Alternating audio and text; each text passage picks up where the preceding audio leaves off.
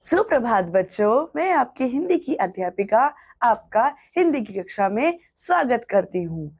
उम्मीद करती हूँ आप सब खुश होंगे, तंदुरुस्त होंगे। तो चलिए आइए बिना देरी के अब हम अपना पाठ शुरू करते हैं।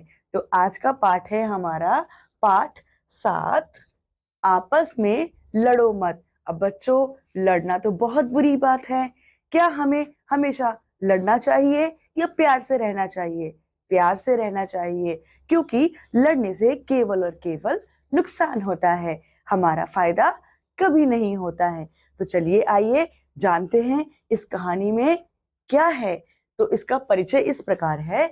जंगलों में अनेक जानवर मिलजुल कर रहते हैं, लेकिन आपस में झगड़ा वहां भी होता है, छीना झपटी मार धाड़ वहां भी है। लड़ाई झगड़े का परिणाम सदैव बुरा होता है। कैसे? आइए यह जानने के लिए कहानी पढ़ते हैं। मतलब इसमें यह परिचय दे रहा है लेखक कि जो लड़ाई है, लड़ाई का परिणाम सदैव क्या होता है? बुरा होता है। लड़ाई का परिणाम कभी भी अच्छा नहीं हो सकता। तो आइए इसे जानने के लिए हम पाठ की शुरुआत करते हैं। जंगल में पीपल का एक पेड़ था। पेड़ पर बहुत बड़ा और हरा भरा था। पेड़ बहुत बड़ा और हरा भरा था। उसके तने की खोह में घोंसला बनाकर एक तीतर रहता था। उस पेड़ के आसपास दूसरे बहुत से पशु पक्षी रहते थे। सब में आपस में मित्रता थी। एक दिन तीतर भोजन की खोज में निकला। उड़ते उड़ते वह अपने घर से बहुत दूर चला गया। वहां उसे धान का खेत दिखाई दिया, उसमें फसल तैयार थी। तीतर को अपना प्रिय भोजन मिला तो वह बहुत खुश हुआ। उसने सोचा, इधर उधर भटकने से क्या लाभ, कुछ दिन यहीं रुक जाता हूँ। तीतर वहीं खेत के पास रहने लगा। उसे वहां रहते रहते कई दिन बीत गए। जब तीतर धान के खेत में था, उन्हीं दिनों एक खरगोश उस पीपल के पेड़ के पास आया। उसने वहां तीतर का खाली घोंसला देखा। उसने उसे अपना घर बना लिया और उसमें आराम से रहने लगा। अब देखिए बच्चों, यहाँ पर हमने देखा था कि एक खोह में तीतर रहता था, पेड़ का खोह। इसमें ये पेड़ देखिए बहुत हरा भरा है। यहाँ पर अन्य पक्षी भी आपको दिख रहे होंगे। ठीक है, चलिए आगे पढ़ते हैं। कुछ दिनों बाद जब तीतर वापस आया, जब उसने अपने घर में खरगोश को रहते देखा तो उसे बड़ा गुस्सा आया। वह खरगोश से बोला, तुम यहाँ क्या कर रहे हो? यह तो मेरा घर है। मतलब एक ऐसा पेड़ था, हरा भरा पेड़ था, जैसा कि आप यहाँ देख रहे हैं। ये एक हरा भरा पेड़ था और इस पेड़ पर बहुत सारे हरियाली थी, बहुत सारे पेड़ पौधे थे। और यह जो एक खोह है, इसके खोह में एक तीतर रहता था।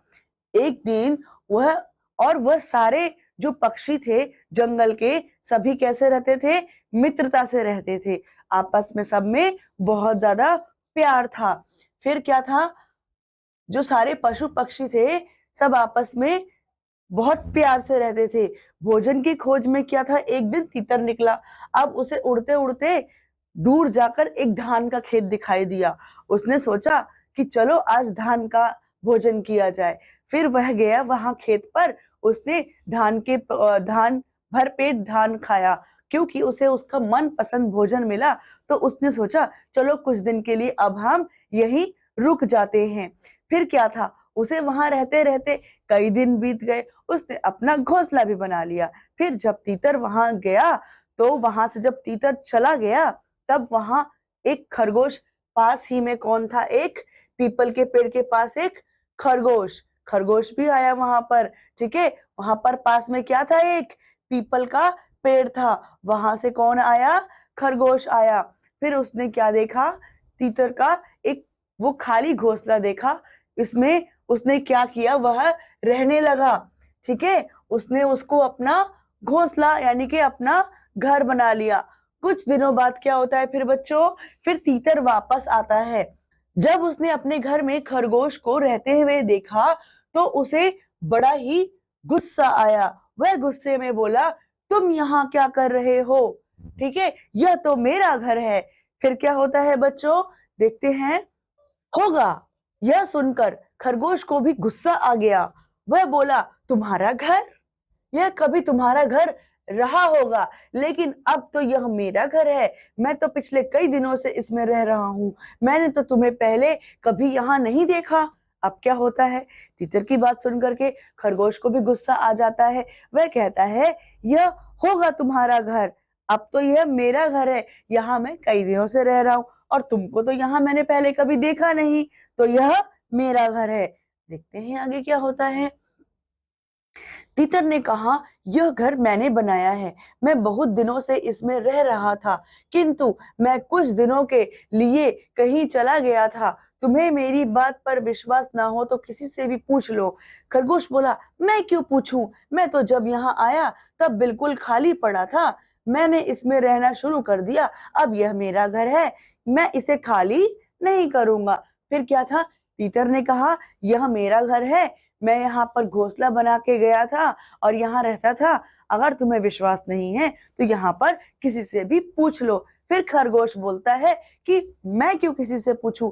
यहाँ जब मैं आया तो यहाँ कोई नहीं था, सारा पूरा घर खाली था और अब मैं यहाँ रहने लगा हूँ और अब मैं यहाँ से नहीं जाऊंगा, यह घर खाली नहीं करूंगा। देखिए आगे क्या होता है। तीतर ने चिल्लाकर कहा, यह क्या बकवास कर रहे हो? मैं कुछ दिनों के लिए कहीं चला गया था, तो इसका अर्थ यह नहीं है कि मेरा घर हमेशा के लिए तुम्हारा हो गया। तुम मेरा घर तुरंत खाली करो और यहाँ से चलते बनो। तीतर ने क्या किया फिर बच्चों, चिल्ला करके कहा कि मैं यहाँ से कुछ दिनों के लिए चला गया, इसका मतलब ये नहीं है कि ये घर तुम्हारा हो गया है। चुपचाप से यह घर खाली करो और यहाँ से चलते बनो। तो देखिए आगे क्या होता है। नहीं, यह कभी नहीं हो सकता। खरगोश ने कहा, अब यह घर मेरा है क्योंकि मैं इसमें रह रहा हूँ। मैं ही इसमें रहूंगा। तुम्हें जो करना है कर लो। मुझ पर तुम्हारी धमकी का कोई असर नहीं होने वाला है। खरगोश ने भी चिल्ला करके बोला। उसने बोला, यह कभी नहीं हो सकता है। यह मेरा घर है, मैं इसमें रह रहा हूँ और मैं इसे खाली करके नहीं जाऊंगा। ठीक है, चाहे कुछ भी हो जाए। तुम पर, मुझ पर जो है, खरगोश पर, यानी कि तुम्हारी धमकी, तीतर की धमकी नहीं चलने वाली है। तो देखिए आगे क्या होता है फिर तो दोनों में झगड़ा होने लगा।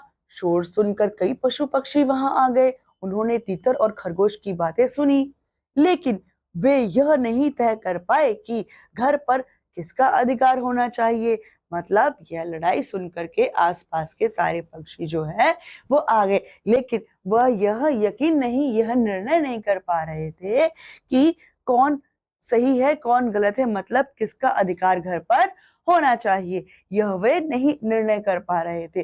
फिर आगे क्या होता है बच्चों, अंत में उन्होंने तय किया कि इस बारे में किसी ऐसे बुद्धिमान की राय लेनी चाहिए जो निष्पक्ष होकर न्याय कर सके। फिर क्या था, उन्होंने एंड में क्या सोचा कि हमें कैसे मनुष्य या ऐसे व्यक्ति या ऐसे बुद्धिजीवी की हमें सलाह लेनी चाहिए जिससे कि यह मामला सुलझ सके, इसका निर्णय हो सके कि इस घर में कौन रहेगा। तो चलिए बच्चों आगे देखते हैं। देखिए किस प्रकार यह लड़ रहा है खरगोश और तीतर आपस में, देखिए घर के लिए। चलिए आगे हम लोग देखते हैं। तीतर और खरगोश दोनों किसी ऐसे बुद्धिमान की खोज में चल दिए। काफी इधर उधर भटकने के बाद वे गंगा नदी के किनारे पहुंचे।